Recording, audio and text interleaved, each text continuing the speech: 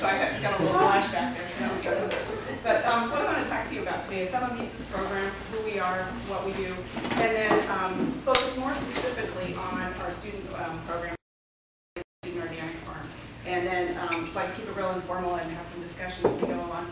And I know some of you need to leave early, so I won't take offense unless you want to make a statement, and then leave, that'd be fine too, but just feel free to come and go. So MISA started out as an idea in the late 1980s. A group of citizens came to the University of Minnesota, to the Dean of the College of Agriculture, and said, you know, frankly, we don't think you do enough for sustainable agriculture in general, and organic agriculture in particular, and we'd really like to see that change. Now, you can think about it if you were the dean, you can look up and go, wait, you don't understand all of the great work we do in plant breeding, that we do in weed control, that focus on all these components of agriculture. And they said, yeah, we do understand that, and we think that's great, keep that up. But where do we get to the systems part of things? Where is it that we start to look at things as a whole? And Minnesota's an interesting place in that there's a lot of nonprofit groups and a lot of activism, and they look at the University of Minnesota as their university. And so they spent 2 years in dialogue trying to come to agreement on whether there was enough common ground or you know, if there was enough similarities in worldviews and the lingo of the time. And at the end of it, they decided to form MISA. And so we're a partnership between what's now the College of Agricultural, Food, and Environmental Sciences and 5 nonprofit groups: the Land Stewardship Project, the Minnesota Food Association, the Minnesota Project, the Institute for Agriculture and Trade Policy, and the Sustainable Farming Association of Minnesota. And I'm very pleased to say that last month we added a new signatory to MISA in the University of Minnesota Extension Service. And so that's a huge step for us. MISA was in many ways evolved because people didn't feel like Extension was doing enough. And so now when we have Extension on board, it's going to give us a lot more programming opportunities, a lot more publishing opportunities, and we're really very pleased about that. Let's see. We have, so our purpose is to get resources from the University of Minnesota working with the community to further sustainable agriculture. So to that end, we have a number of programs. We've had an alternative swine systems research and outreach program for a long time, which I'm happy to say we've just become the integrated livestock systems, and our staff person, Wayne Martin, is working on those programs, working a lot with meat goats. There's a tremendous amount of interest in that, a lot with poultry, and in addition to pigs and dairy. So we've got that program. Another area of emphasis is our information exchange, and that's a variety of things. We serve as a door into the University of Minnesota. We have an Ask MISA function where people can call, email, walk in, and we'll help get to resources both at the university and out in the rest of the world. We have a webpage that our staff did just a great job, and I encourage you to check that out. It's misa.umn.edu. And in the back, there's some brochures that have all this information in there. But we just recently updated our website, and our staff people that we have and Jane Jewett did a fabulous job. So, and then Courtney Cheetah runs our student programs, and she's prepared a lot of information to show you on the slides. So I think I'll just move into those, and then feel free to have any questions. So the name of the farm is cornucopia, and I'll get to why we call it that. What I want to talk about is how did we start the farm, what tools we used to create it, some of the things that we accomplished in our first season last year, and the challenges for the future. Before we had the farm, we've had a couple programs for students for a while. We have both graduate and undergraduate minors in sustainable agriculture. And I was talking to someone earlier today, and they said, well, are you going to move that into a major? And we've made a conscious decision to keep it a minor, particularly for graduate students. You know, people expect you to come out with a master's or a PhD with some area of expertise, and it's open to any major at the university. So we have students in political science and geography in addition to the traditional agriculture majors. And so, but what we really want is our students to come out with this perspective of what is sustainable agriculture, and you know, to do their work in that context. We need more ag economists that understand sustainability. We need more political science people and soil physics people. So that's our decision. And the students are very active in a number of things, one of which is a student group called What's Open Sustainable Agriculture, the WUSA group. Some of these names are not really I might have selected, but students like them, we'll go with it. They have a weekly seminar series inviting in speakers from across the state, not just like Cornell, there's no end of opportunity to go to professional seminars at the University of Minnesota. And so what we do is we invite in farmers. We had a yak farmer come in a couple weeks ago and talk about his operation in American markets and how he does it.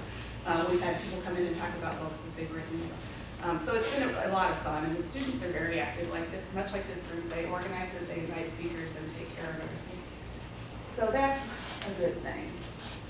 But our student farm started in 2004. A group of students came to me, both undergraduates and graduates, and said, you know, you're the director of MISA, we want a farm. And I thought, okay, this is a good idea, but I don't know, it was April, and I said, you know, the best I think we can do for you is get you a community garden spot as part of the graduate students have access to that.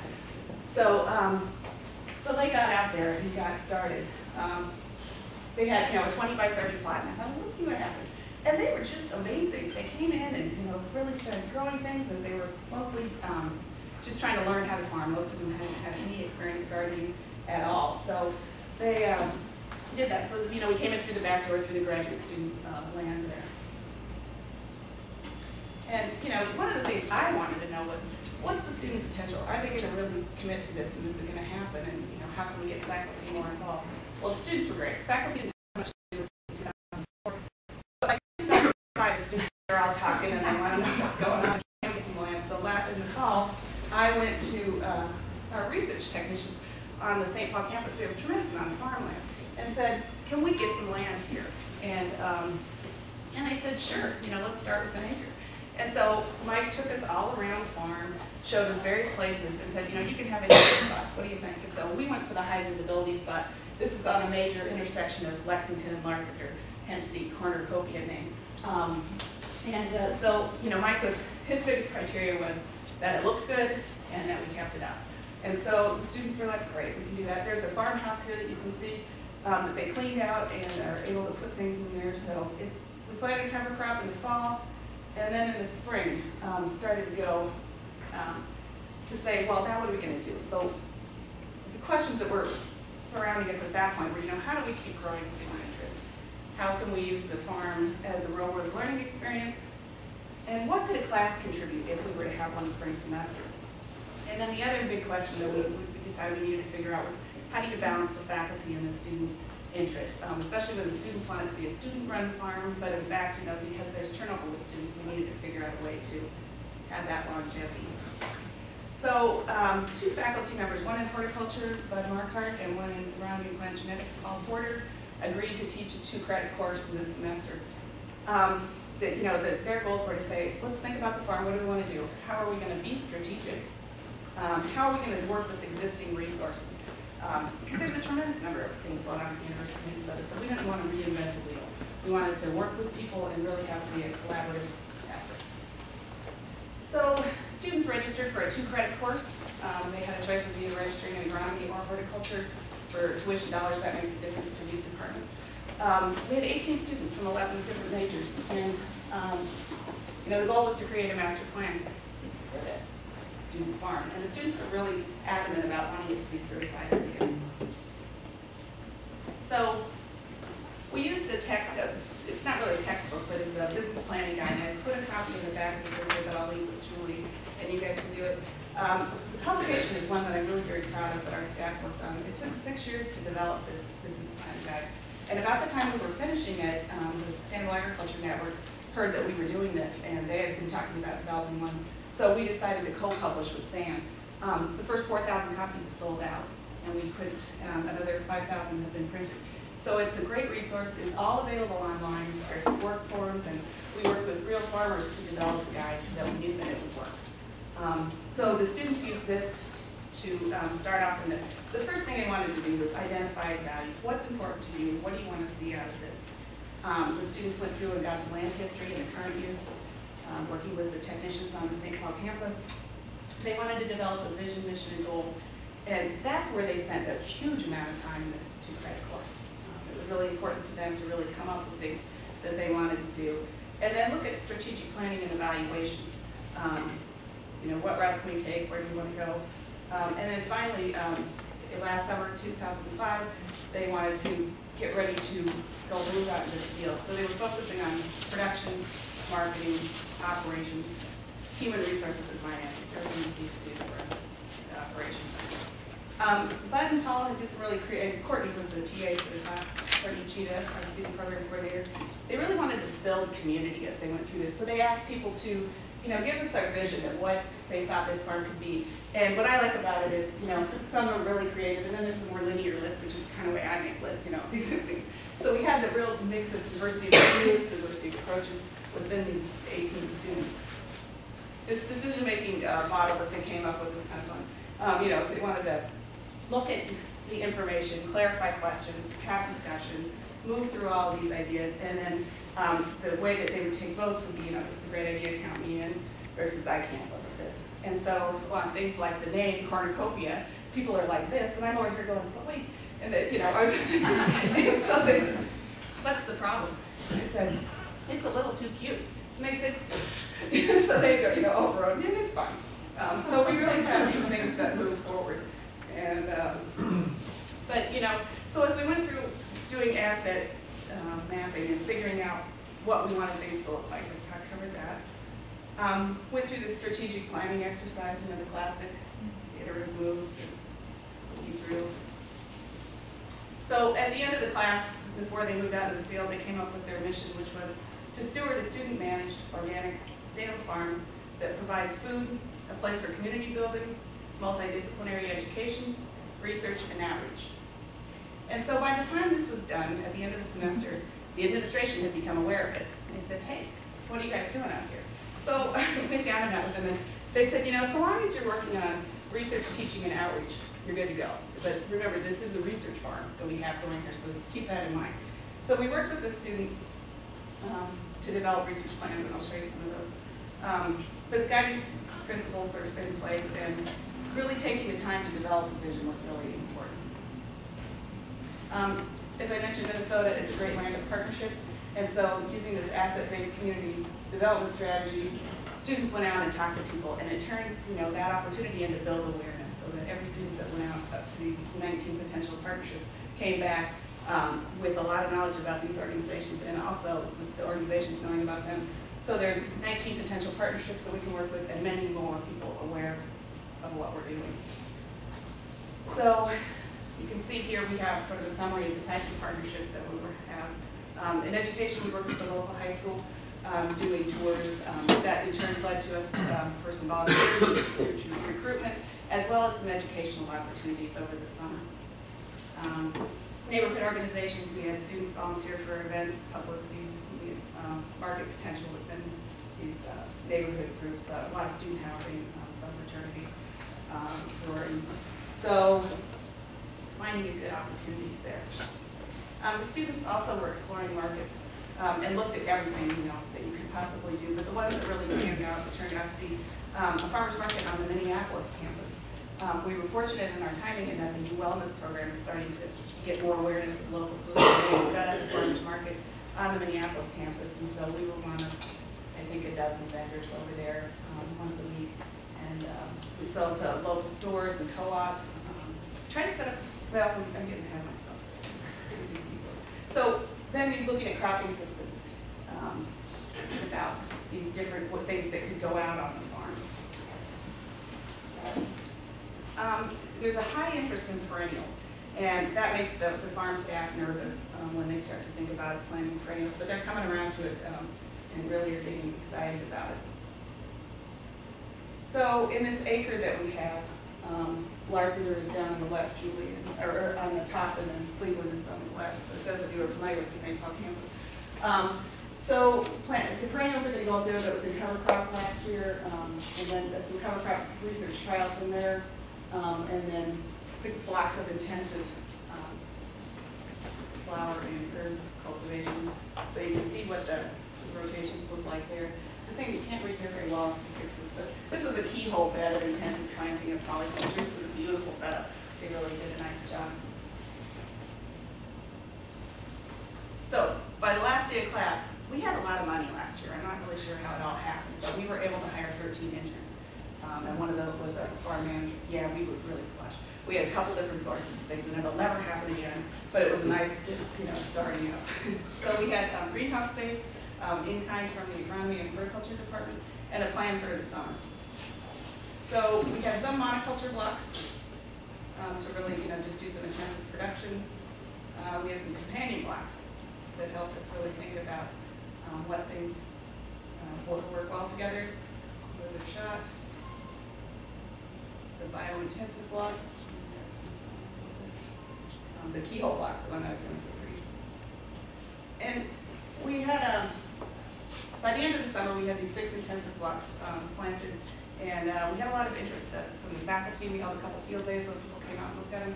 The entomology graduate students were fantastic, and they came out and did a lot of scouting just of their own accord, and we had the highest number of beneficial insects on the entire St. Paul campus, located on this small farm. Our management structure was really important, and Courtney Cheetah in the center here is really a key to this. She's a MISA employee, and she manages our student programs. And without her, I think this would be pretty difficult, because our 2 faculty advisors, Bud Marquardt on the left and Paul Porter next to him, are fantastic, but they don't put as much time into it as Courtney does. And our farm manager last summer was Jared Ashling, and Jared did some really great things. He was one of the driving forces in getting us to do this. And that for an internship he had looked at different programs at universities, farm programs at universities across the states, and really was able to help bring a bunch of ideas to us. And then, of course, our great interns and volunteers. So, the guiding principle about the students working cooperatively really worked out well, and they took it to heart.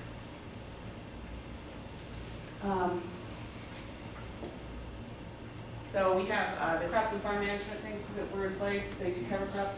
The Greenlands Blue Waters Ethic, that's a program that we have, and there's a brochure in the back of the room, designed to get the next generation of farming systems in place to sustain the land and people, primarily working through perennial cropping systems to clean up the Mississippi River Basin. And it's a really big project, and I'd be happy to visit with any of you about it, but I won't spend a lot of time on it right now. We had students doing research, 9 undergraduates, 4 graduate students.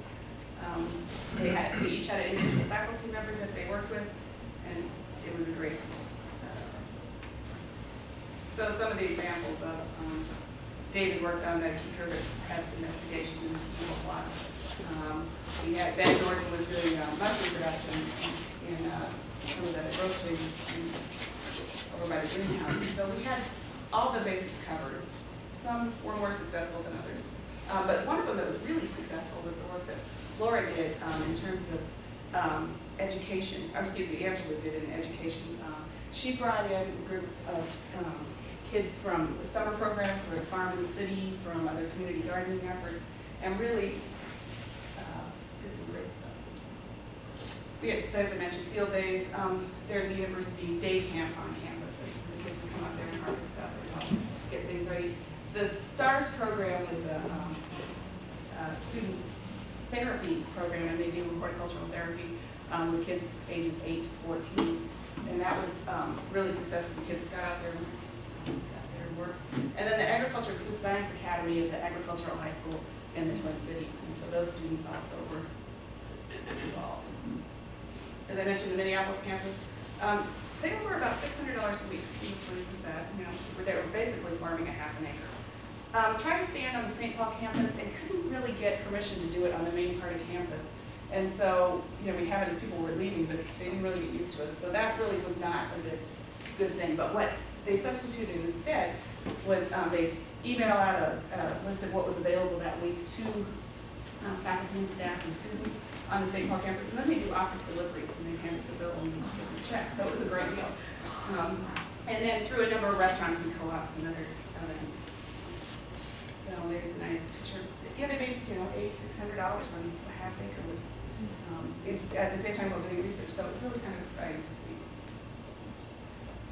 So the status of things right now are we're partnered with 14 organizations for various degrees and kinds of programs, everything from the STARS program to working with the Minnesota Food Association and the New Immigrant Agriculture program that they have. Lots of opportunities for volunteers, educational opportunities. We get a tremendous amount of press. It was a great thing. Of course, the first one that says for Sustainable Agriculture Newsletter, I have to tell you that's our newsletter. So, so that one really doesn't count. But you know, the Minnesota Daily is the student paper. They wrote a great article. It got picked up in a number of places, and we're not even sure every place that it went. The college focused on us a couple times, and the Community Gardeners Association newsletter, national publication, as well as hit the New Farm website. But everything isn't perfect, as you can imagine. You know, this transition from spring to summer to fall is difficult. The students have to get back to work. Their internships are done, and there's not that real continuity that we'd like to see, and we need to figure out how to sort of smooth that out.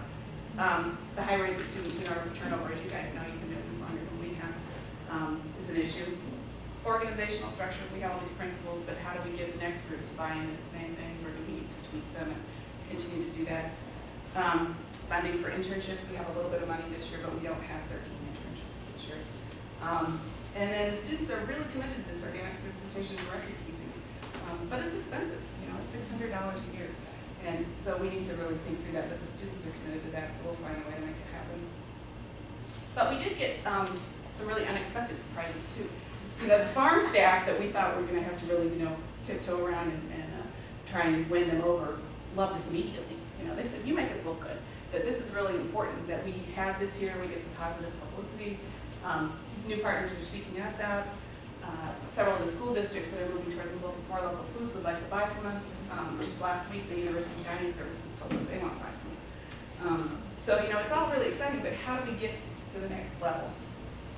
So, with that, let's just open it up for discussion. Here's how you can contact me, and let's see where we go from here.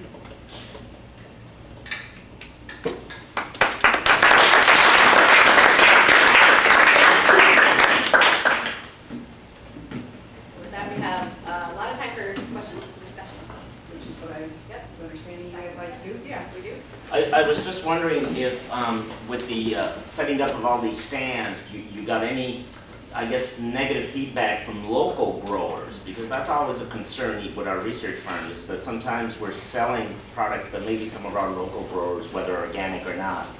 We didn't run into that, but the Twin Cities is a big place. Farmers markets are very, very popular.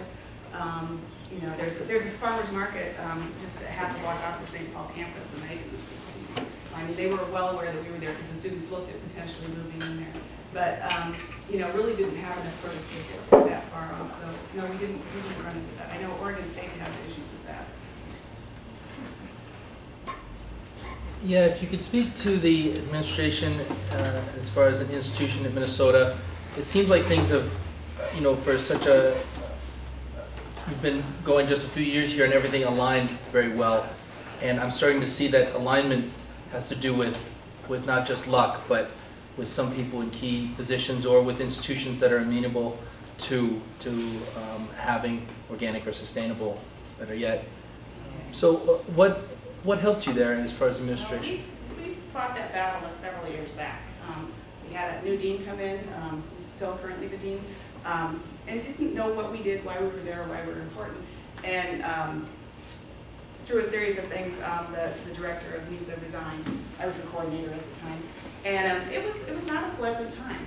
But what we did was, over time, was build relationships to say, this is the work we do, this is why we think it's important, this is how we go about it, can you help us do this? And you ask for things that they can give you.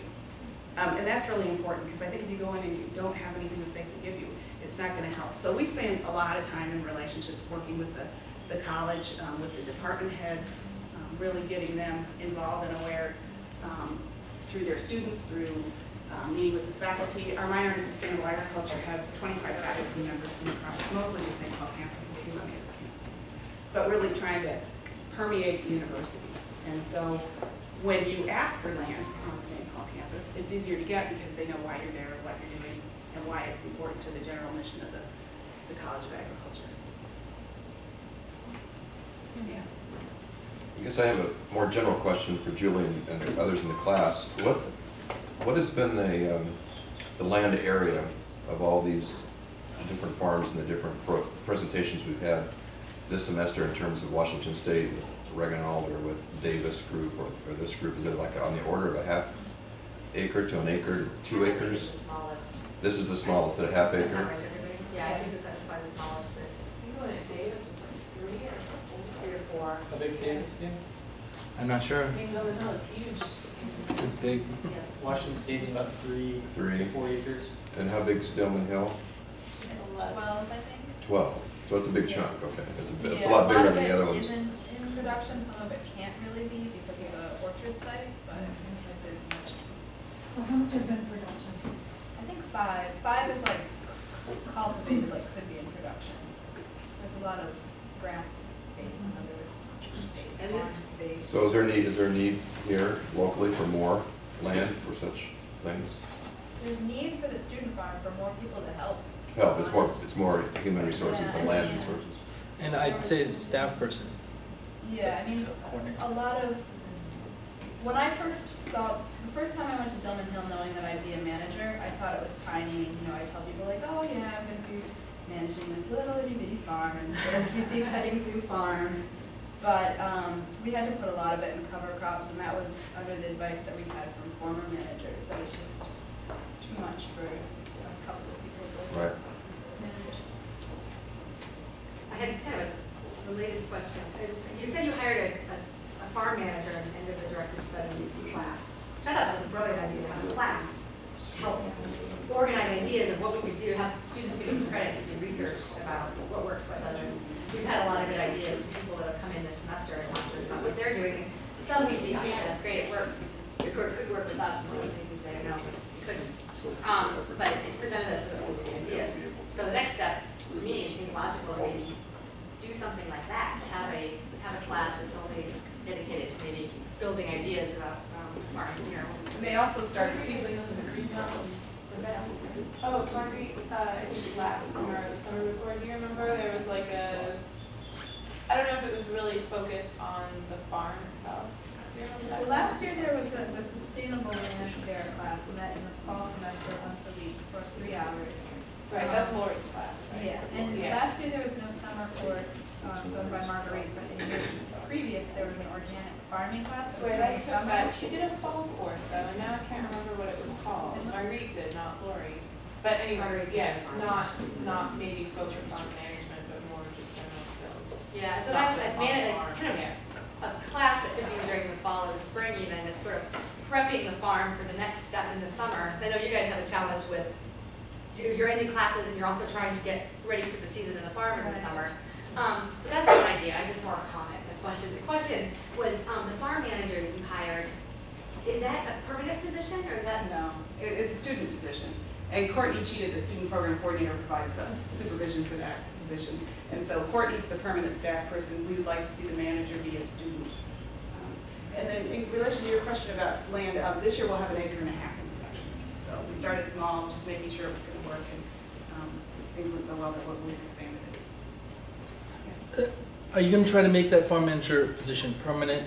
It seems to be a kind of a key to some of these farms. And if so, how are you going to look at the funding will be? Do you think the university internally will fund that, or are you going to look outside to external funders? Well, money's tight everywhere.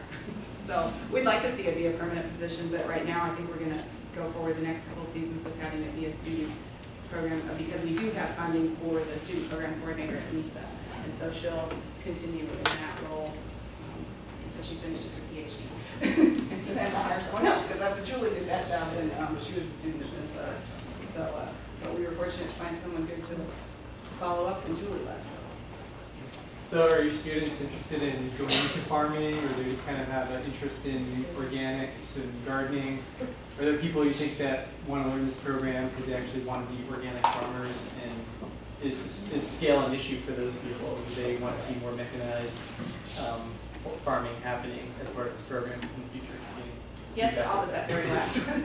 We have a real wide range of student interests, and there are some that want to farm.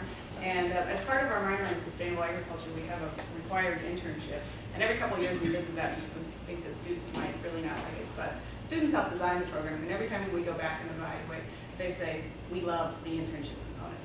And we make it be really flexible. So students that are interested in farming actually go work on a farm. Students who are interested in more nonprofit management work with some of our partner organizations. So it's a whole range of things. And we try to make it really flexible. Because especially, we know students have a lot of constraints on their time. And so some students can devote, 10 weeks to being out of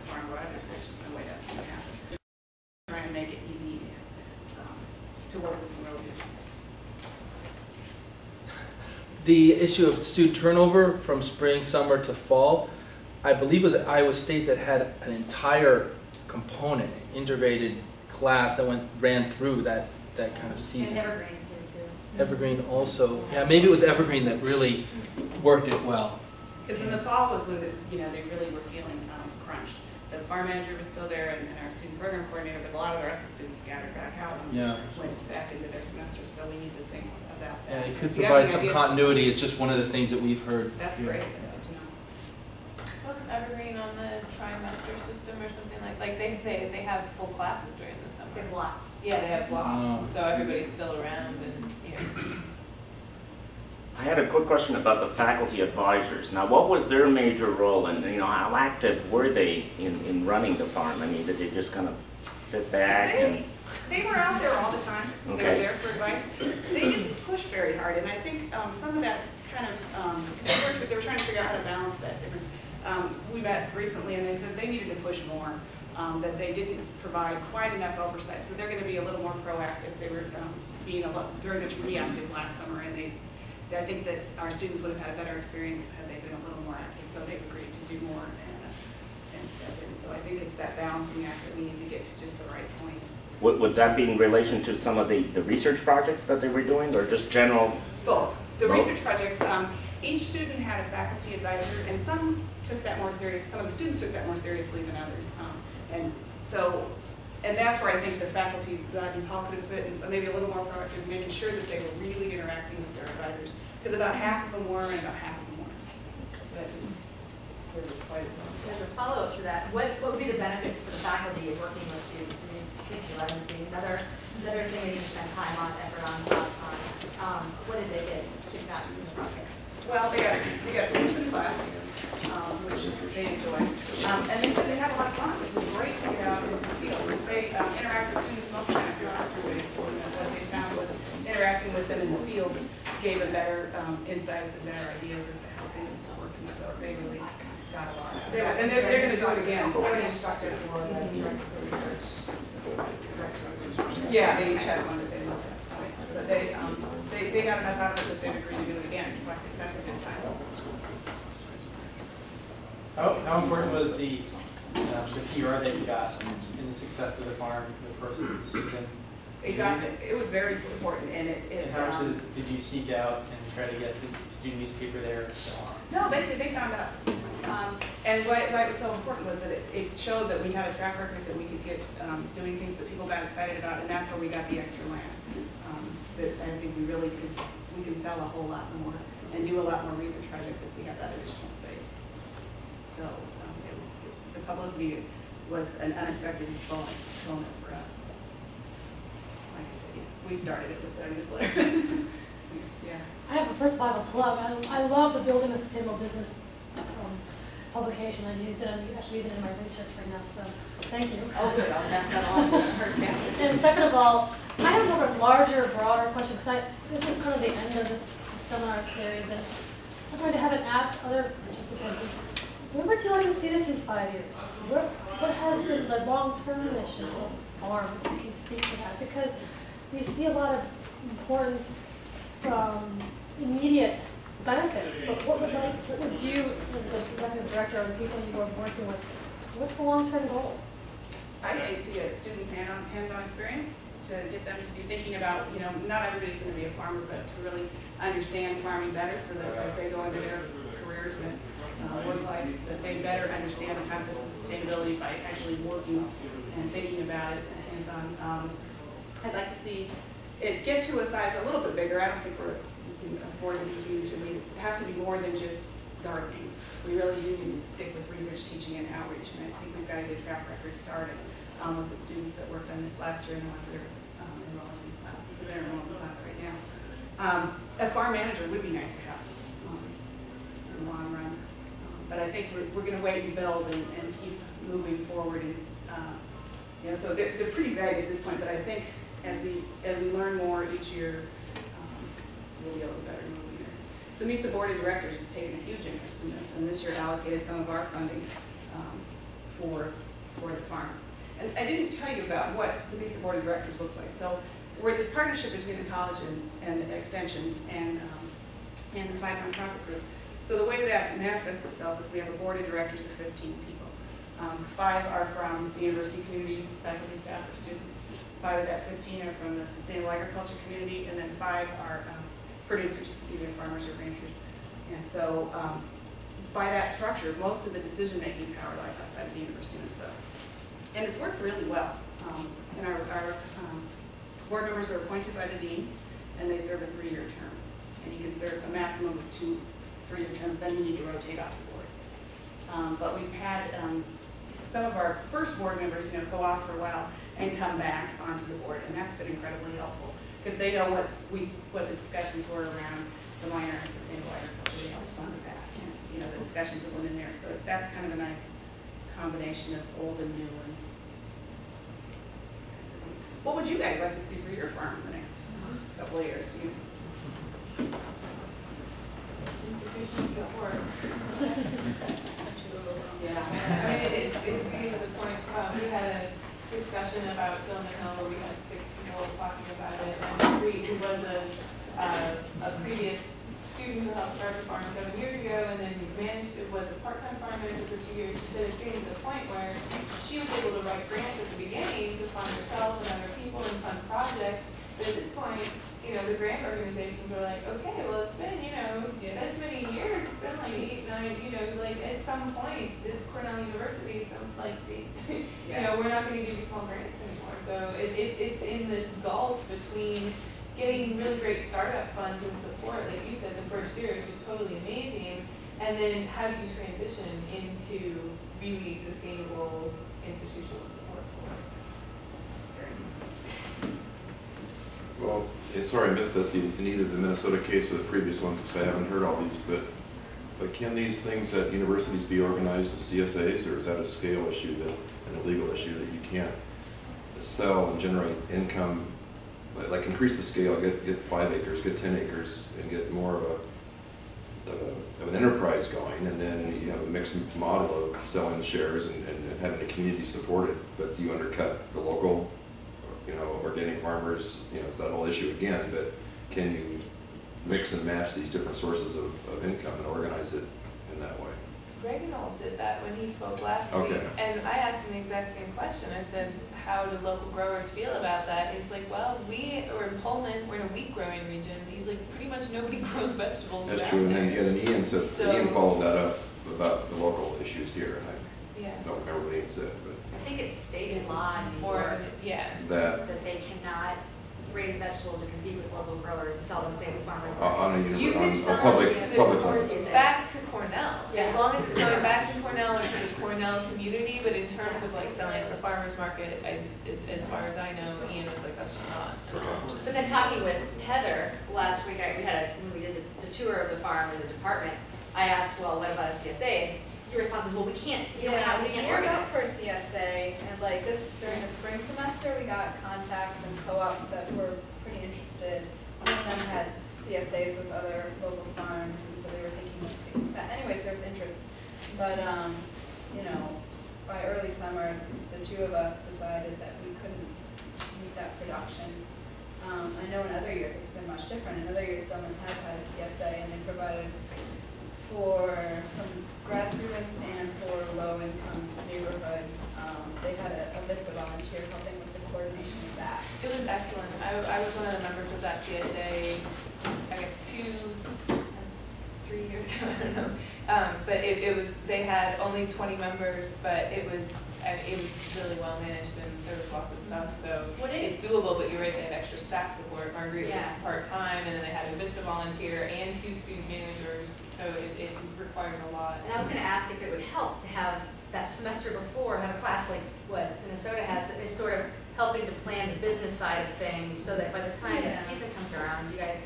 I mean, it would. I mean, we were doing that. We were spending an awful lot of time on it, but you're not we didn't compensated. budget it with our time for courses. Like, every damn week I worked on the farm every day and did study for exams. I graduated, but, but it's tough. It's tough to convince other people to come out and help you during that time. maybe it's a maybe just have a mixed model, where it's just a Cornell CSA, and those of us on staff, Yeah, I think. that if we know about it, I'd join it so I could get, stuff there, and so. The potential for production has been proven, and the market is there. But it's hard with 2 new managers every year and no other continuity besides there are 2 students, because like for us, we were geared up for the CSA, but we were both really unexperienced. We had a lot of troubles in the beginning as far as like equipment being stolen and it being kind of a drought. And we felt like we kind of dropped the ball, but we had to. We couldn't do a CSA, so we just made that decision early on. Yeah, they'd have to be organized differently with staff. Some permanent staff is or part of staff time dedicated to helping with the operations on the farm, I would think, and still have the educational component. And we've never had a full-time staff. I know that when Marguerite spoke, she was like, it was so frustrating, she was only part-time there, and she was, managing people from GIAC, people from Southside Community Center, all these people are coming up doing this, but then also it's her responsibility to run the CSA, and then to like do all the planting, and then help the, it's like too much for a part-time position. It just really needs to be someone there full-time supported with it. Well, you talked about teaching writing and research, and I'm interested in your project, how it could or how it has influenced the development of formal program, curriculum, STEM-wide culture, degrees, all that sort of thing, where university is now, because a lot of these student farms never really had that as their initial focus or goal. It was to give, as you say, students experience in farming and learning about ecological relationships. But it seemed like there should be a natural synergy there somehow that would benefit the stability of the farm as well as, and what happened so far in Cornell is that there are 2 different things. There's plots for research, serious research, and then there's Dillman Hill. And it seems unfortunate that those are separate. It seems like it's easy to get them decoupled. I think it's going to take us work to really make, hold to that. I think the education part is going to be the easiest one to maintain. And a lot of undergraduates don't have experience in research, so that's where we really need to get the faculty more involved. I know when I was an undergraduate, I didn't have any idea. And so it's sort of intimidating, you know what it is and how you're going to do it. So that to really make it so it's a comfortable thing for students to do and that they take it seriously. So that's where I think the faculty advising is going to be really, really important, and that we need to work on that. But I think we can maintain it, especially if we keep saying that we're serious, Because and I know the administration is watching, and if we don't stick to that, they won't let us have access to that land. It's not a threat; it's just the way it is. Is there a trend in development of curriculum and coming together in something unified at the university, and has that been stimulated at all by this project? I think this project is an outgrowth of that. We've had the minor in sustainable agriculture since probably '95, and so that's been building, and as the students get more interested, it was the students' idea that we do this. So I think that's really been incorporated.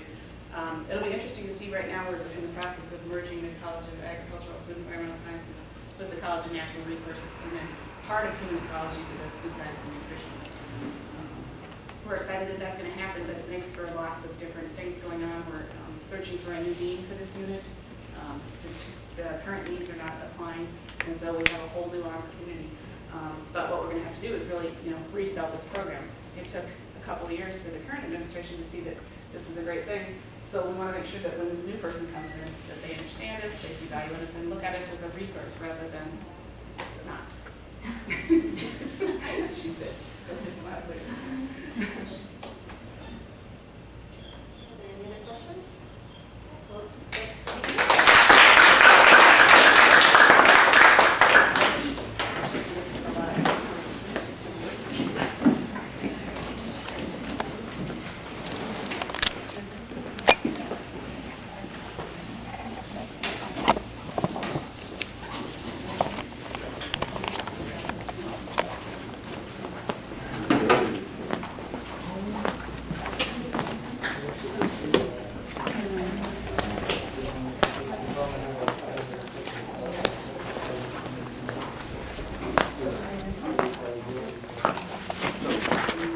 Who's the soils expert?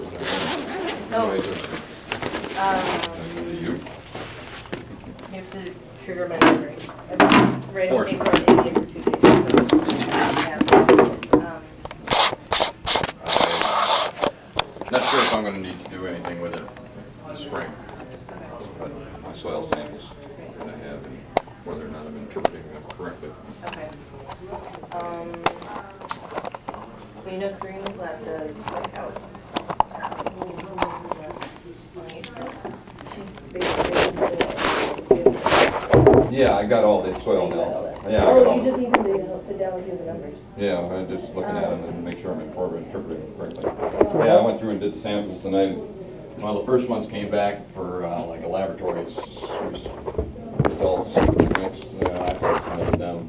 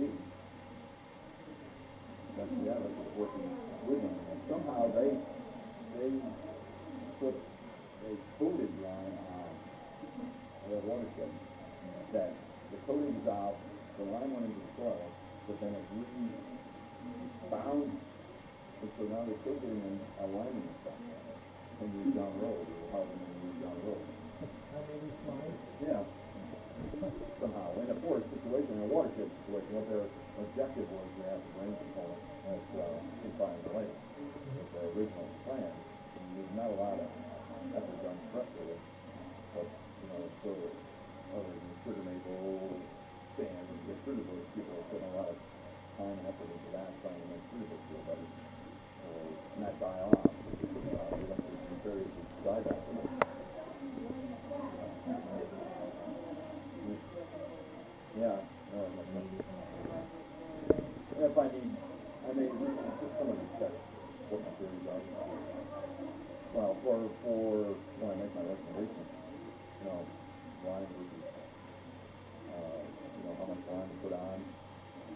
thinking of the female last, that's her job in commercial.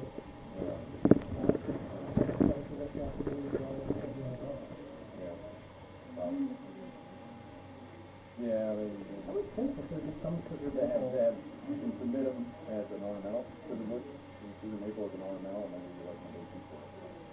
One stem. Or we could identify a field crop of it, so we see it before. Yeah, yeah. So that's what I've done, is get recommendations back for the most part. So, all right, well, it's core, it's hard.